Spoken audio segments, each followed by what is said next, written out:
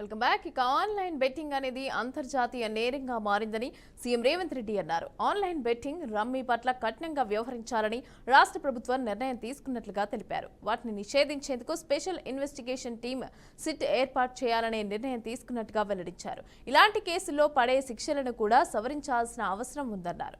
గుట్కా వంటి నిషేధిత పదార్థాల సరఫరా పెరిగిందని, ఆన్లైన్ బెట్టింగ్, రమ్మీ ప్రచారం కల్పించిన వారిని విచారించినట్లు వెల్లడించారు. ప్రచారం కల్పించిన వారిని విచారించడంలోనే ఈ సమస్యకు పరిష్కారం లభించినట్లు కాదని, సిట్ ఏర్పాటు చేసి వాటికి అడ్డుకట్ట వేయాలని నిర్ణయించినట్లు తెలిపారు. ఆన్లైన్ బెట్టింగ్ నేరాల్లో ఏ రకంగా భాగస్వామ్యం ఉన్నా చర్యలు తప్పవు అని సీఎం రేవంత్ రెడ్డి హెచ్చరించారు. అదేవిధంగా ఈ బెట్టింగ్ యాప్లు, అదేవిధంగా ఆన్లైన్ రెమ్మీ, వీటికి సంబంధించిన విషయాల మీద కంటిన్యూస్గా సభలో చర్చ జరగడం, బయట ఆందోళనకరమైన పరిస్థితులు ఉండడం, సిద్దిపేట శాసనసభ్యులు హరీష్ రావు గారు ఆన్లైన్ బెట్టింగ్ మీద, అదేవిధంగా ఈ బెట్టింగ్ యాప్ల మీద, ఆన్లైన్ రమ్మీ గేమ్ల మీద ప్రభుత్వం చర్యలు తీసుకోవాలి. పేదలకు తీరని నష్టం జరుగుతుంది. పేదలు ఈ బెట్టింగ్ యాప్లతో బలవుతున్నారు, ఆత్మహత్యలు చేసుకుంటున్నారు, రకరకాల ఆందోళనలు చేపట్టడం జరిగింది, మాట్లాడడం జరిగింది. అధ్యక్ష, గత ప్రభుత్వమే 2017లో ఆన్లైన్ బెట్టింగ్ కానీ, ఆన్లైన్ యాప్, వీటన్నిటి మీద నిషేధం చేస్తూ చట్టం తీసుకొచ్చింది. చట్టం చేశాం కానీ దాన్ని పకడ్బందీగా అమలు చేసే విషయంలో మరి గత ప్రభుత్వంలో కొంత నిర్లక్ష్యం జరిగింది.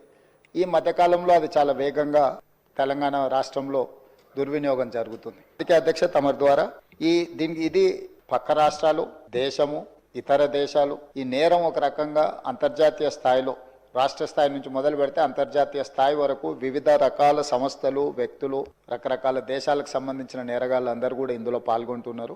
ఇది ఏదో టెంపరీగా ఒక పోలీస్ స్టేషన్లోనో లేకపోతే ఒక పరిధిలో మనం విచారణ చేస్తే దీనికి ఈ సమస్యకు సమూలమైన పరిష్కారం కనుగొనే పరిస్థితి లేదు. కాబట్టి ఈ ఆన్లైన్ బెట్టింగ్ కానీ, ఆన్లైన్ ఈ యాప్లు కానీ, లేకపోతే ఆన్లైన్ రమ్మీ లాంటి గేములు, డిజిటల్లీ ఈ గేమింగ్ ఏదైతే జరుగుతుందో, ప్రధానంగా బెట్టింగ్ ఏదైతే జరుగుతుందో, దీని పట్ల రాష్ట్ర ప్రభుత్వము అప్రమత్తంగా ఉండాలి, కఠినంగా వ్యవహరించాలని నిర్ణయం తీసుకున్నది. అధ్యక్ష, నేను ఎవరి మీద ఆరోపణలు లేకపోతే ఎవరు ఏ పరిస్థితిలో వీటిని ప్రత్యక్షంగా పరోక్షంగా అనుమతించారు, ప్రోత్సహించారు, ఎక్కువ వివరాల దగ్గర నేను వెళ్ళదలుచుకోలేదు. రాష్ట్ర ప్రభుత్వం స్పష్టంగా బెట్టింగ్ యాప్లు కానీ, ఆన్లైన్ బెట్టింగ్ కానీ, ఆన్లైన్ రమ్మీ గేమ్ల పట్ల అప్రమత్తంగా ఉండడమే కాదు, కఠినంగా వ్యవహరించాలని ఈరోజు రాష్ట్ర ప్రభుత్వం నిర్ణయం